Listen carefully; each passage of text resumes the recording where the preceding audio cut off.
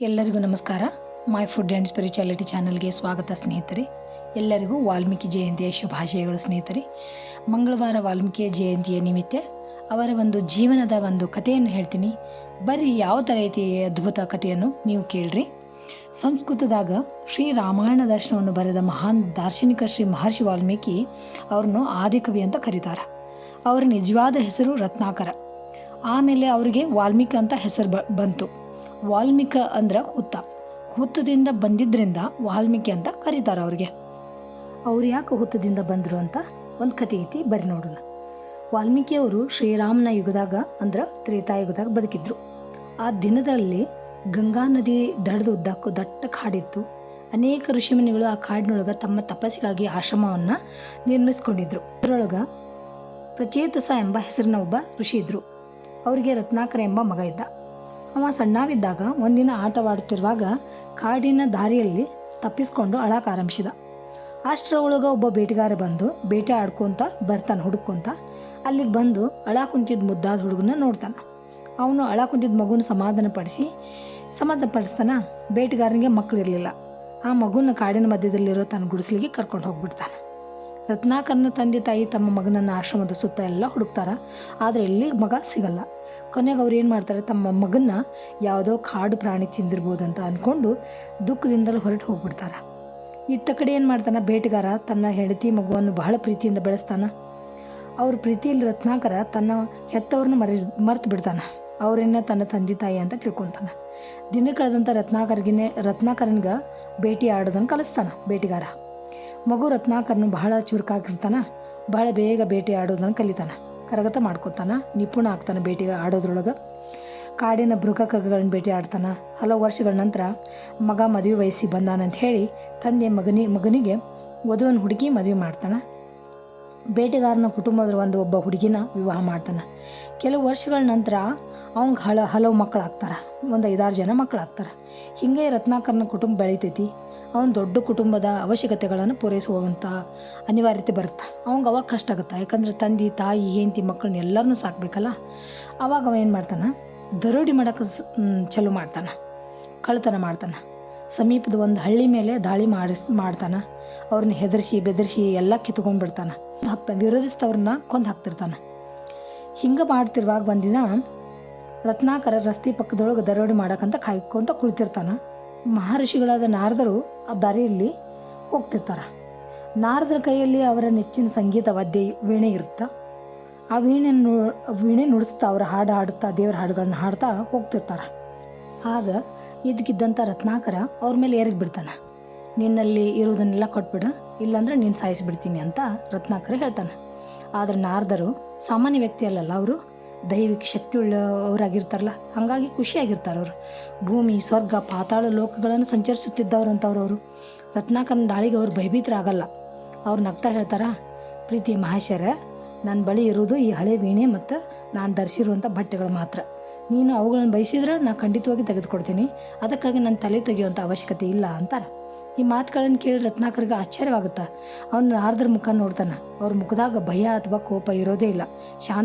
ಶಾಂತಿ ಮಾತ್ರ ಇರ್ತೈತಿ. ದೈವಿಕ ಕಳೆಯಿಂದ ಶೋಭಿಸ್ತಿರ್ತೈತಿ ನಾರದರ ಮುಖ. ಮಗುವಿನಂಥ ಕೋಮಲ ಮತ್ತು ಮುಗ್ಧ ಮುಖ ನೋಡಿ ರತ್ನಾಕರಿಗೆ ಆಶ್ಚರ್ಯ ಆಗ್ತದೆ.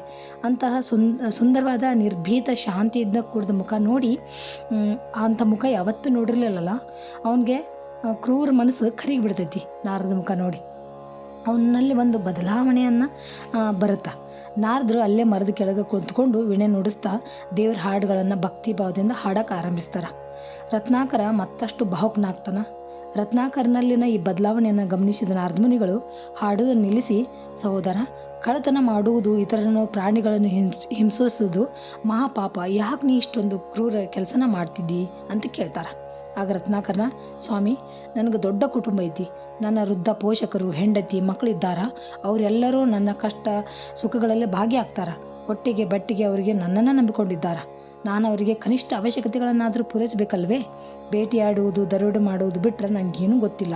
ಇದರ ಹೊರತಾಗಿ ನಾನು ಏನು ಮಾಡಬಹುದು ಎಂದು ವಿನಯದಿಂದ ಕೇಳ್ತಾನೆ ಆಗ ನಾರದ ಮುನಿಗಳು ಮುಗುಳು ನಗುತ್ತಾ ಕೇಳ್ತಾರ, ಗೆಳೆಯ, ಮನೆಗೆ ಹೋಗಿ ಅವರೆಲ್ಲರನ್ನೂ ಕೇಳು, ನಾನು ಮಾಡುವ ಪಾಪದೊಳಗೆ ನೀವು ಪಾಲು ತೊಗೊತೀರನ ಅಂತ ಹೇಳ್ತಾರೆ. ಕೇಳ್ಕೊಂಡು ಬಾ, ನಾ ಇಲ್ಲೇ ಕುಂದಿರ್ತೀನಿ, ನಾನು ಎಲ್ಲಿ ಹೋಗಂಗಿಲ್ಲ, ನಾನು ಎಲ್ಲಿ ಓಡಿ ಹೋಗೋದಿಲ್ಲ, ಬೇಕಾದ್ರೆ ನಾನು ನೀವು ಅಲ್ಲಿ ಒಂದು ಮರಕ್ಕೆ ಕಟ್ಟಿ ಹಾಕು ಅಂತ ನಾರದ ಮುನಿಗಳು ಹೇಳ್ತಾರೆ.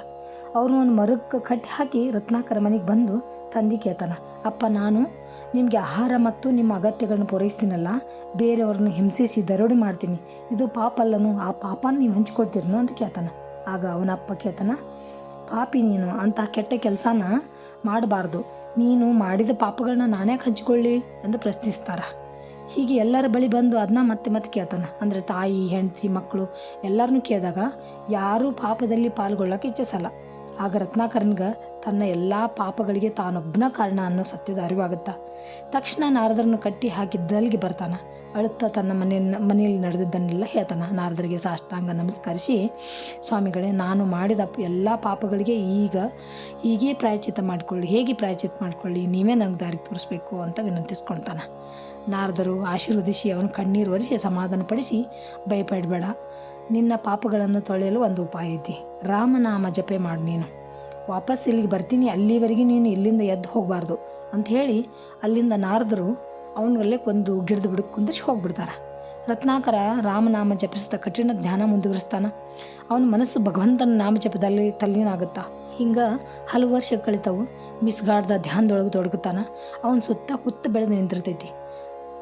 ಅವನನ್ನು ಯಾರೂ ನೋಡೋದೇ ಇಲ್ಲ. ಕೊನೆಗೊಂದಿನ ನಾರದ ಮುನಿ ಮತ್ತು ಅದ ದಾರಿಯೊಳಗೆ ಬರ್ತಾರೆ. ಖಂಡಿತ ರತ್ನಾಕರ ಈ ಹುತ್ತದೊಳಗಿದ್ದಾನ ಅಂತ ಅವ್ರು ಭಾವಿಸ್ತಾರೆ. ಹುತ್ತ ಸರಿಸಿ ನೋಡಿದ್ರೆ ರತ್ನಾಕರ ತಪಸ್ಸಿನೊಳಗೆ ನಿರತನಾಗಿರ್ತಾನೆ. ನಾರದರು ಅವನ ಕಿವಿಯೊಳಗೆ ರಾಮನ ಹೆಸರನ್ನ ಜಪಿಸೋದನ್ನು ಕೇಳ್ತಾರೆ. ರತ್ನಾಕರನ ಕಣ್ಣು ತೆರೆದು ತನ್ನ ಮುಂದೆ ನಿಂತಿದ್ದ ನಾರದ ಮಹರ್ಷಿಗಳನ್ನು ನೋಡ್ತಾನೆ. ಅವ ಕುಳಿತಿದ್ದ ಸ್ಥಳದಿಂದ ನಾರದರಿಗೆ ನಮಸ್ಕರಿಸ್ತಾನೆ. ನಾರದರು ಅವನನ್ನು ಕುರಿತು, ರತ್ನಾಕರ, ನೀನು ಧನ್ಯ, ದೇವರು ನಿನ್ನ ತಪಸ್ಸಿನಿಂದ ಸಂತುಷ್ಟರಾಗ್ಯಾರ, ನೀನು ಈಗ ಮಹರ್ಷಿ, ವಾಲ್ಮೀಕದಿಂದ ಪುನರ್ಜನ್ಮ ಪಡೆದಿರೋದ್ರಿಂದ ಮುಂದೆ ನೀನು ವಾಲ್ಮೀಕಿ ಅಂತ ಪ್ರಸಿದ್ಧನಾಗುವೆ ಅಂತ ಹೇಳ್ತಾರೆ. ವಾಲ್ಮೀಕಿ ಕಣ್ಣುಗಳ ಆನಂದ ಬಾಷ್ಪ ಸುರಿಸ್ತಾರೆ. ವಾಲ್ಮೀಕಿ ಮತ್ತೊಮ್ಮೆ ನಾರದರಿಗೆ ನಮಸ್ಕರಿಸಿ, ಒಳ್ಳೆಯವರ ಸಹವಾಸ ವ್ಯಕ್ತಿಯಲ್ಲಿ ಹೇಗೆ ಬದಲಾವಣೆ ತರಬಲ್ಲನ್ನು ಅನ್ನೋದಕ್ಕೆ ಇದೊಂದು ಉದಾಹರಣೆ, ಉನ್ನತ ಮಟ್ಟಕ್ಕೆ ಏರಿಸ್ಬೋದು ಅನ್ನೋಕ್ಕೆ ನಾನೇ ಉದಾಹರಣೆ ಅಂತ ಅವ್ರಿಗೆ ನಮಸ್ಕಾರ ಮಾಡ್ತಾರೆ. ಅವರು ನಾರದರ ಒಂದು ಆಜ್ಞೆ ಅಂತ ರಾಮಾಯಣ ಮಹಾಕಾವ್ಯವನ್ನು ರಚಿಸಿ ಆದಿಕವಿಯಾಗಿ ಗುರುತಿಸ್ಕೊತಾರೆ. ಕೇಳಿದ್ರಲ್ಲ ಸ್ನೇಹಿತರೆ, ಮುಂದೆ ಸೀತಾದೇವಿಗೆ ಒಂದು ಅನುಕೂಲವನ್ನು ಮಾಡಿ ಅವ್ರನ್ನ ಸಾಕಿ, ಆಮೇಲೆ ಲವಕುಶ ಅವರಿಗೆ ಒಬ್ಬ ಗುರು ಆದಂಥ ಒಬ್ಬ ಬೇಡ ಅವರ ಜೀವನದೊಳಗೆ ಒಬ್ಬ ದೊಡ್ಡ ಗುರು ಆಗಿ ಸಾಧನೆ ಮಾಡಿರುವಂಥದ್ದನ್ನು ಕೇಳಿ ನಾವು ಧನ್ಯರಾಗೋಣ. Thanks for watching. ಎಲ್ಲರಿಗೂ ನಮಸ್ಕಾರ.